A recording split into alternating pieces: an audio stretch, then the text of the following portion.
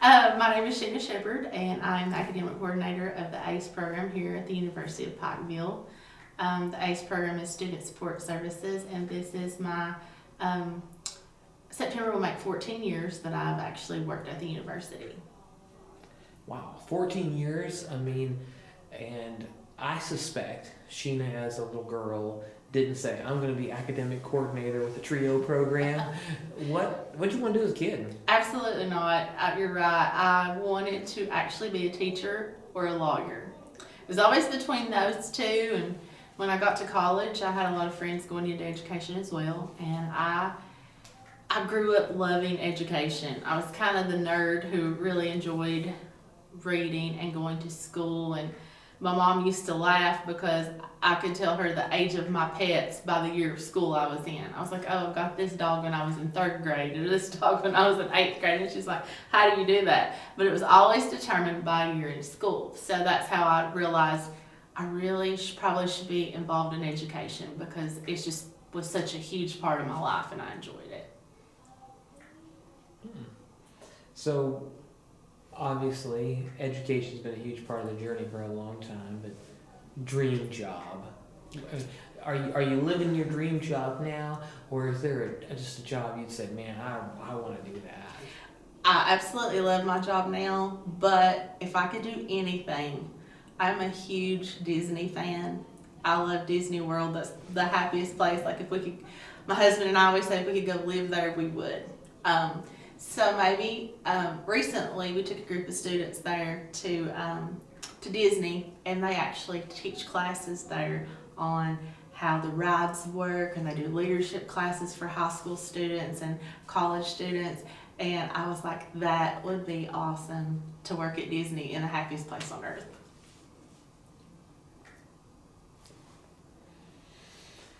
Wow, that would be an amazing job. I think it would be.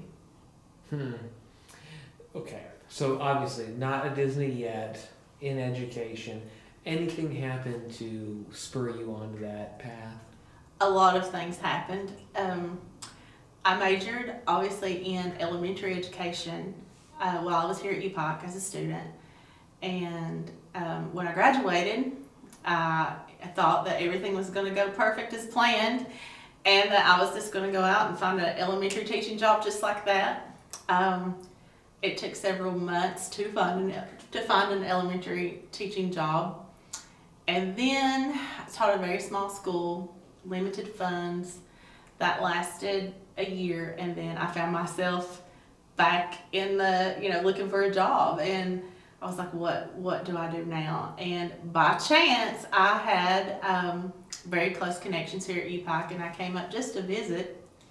And they're like, Shena, we have this job opening in ACE. Would you be interested? And I'm like, I don't know about that. And I went ahead and applied. I was actually in town to apply for teaching jobs in Pike County school system. And it ended up that here I am 14 years later. And I never left. Just a happenstance of a college visit. To come up to see some people. Yeah, and then, see some friends, yeah.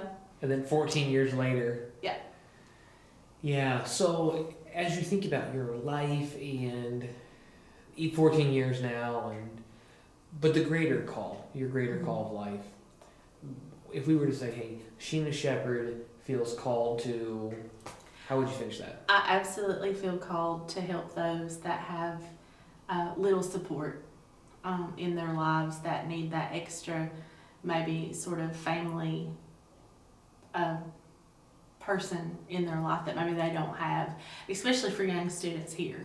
We see a lot of that. We work with underprivileged students, at-risk students that don't have the best home lives, that may have different family issues, and I really feel like God called me to help these students. It's really been a blessing.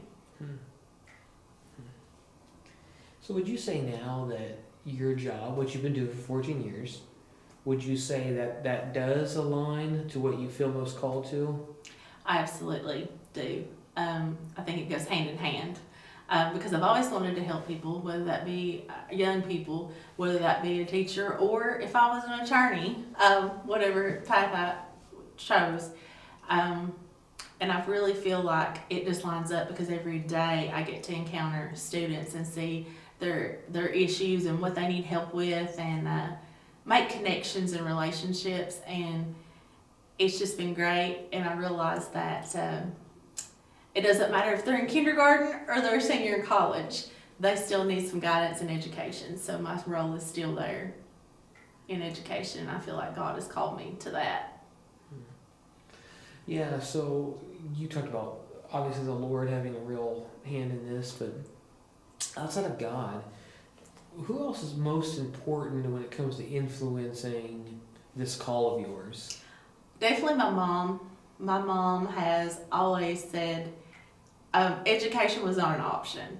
She said, you are going to college, and she's always taught me integrity and just dedication, and she's taught me to be just a good person, those traits. And yeah, she inspired me to learn, reading, how important that was, learning something every day, and she's just really took care of me. So how did you get on the career path that you're on? Like, what did you do to position yourself to work in the field you're in now? It's a very interesting story, actually. During my time at EPOC, I actually did work study for the entire 4 years. I started out in public affairs, went to the business office, met some people, worked about every day. I had about 15, 16 hours of work study a week, so I got to really get involved with the faculty and staff here, so they knew me beforehand. And that's something important for students to know, is to make those connections while you are in college.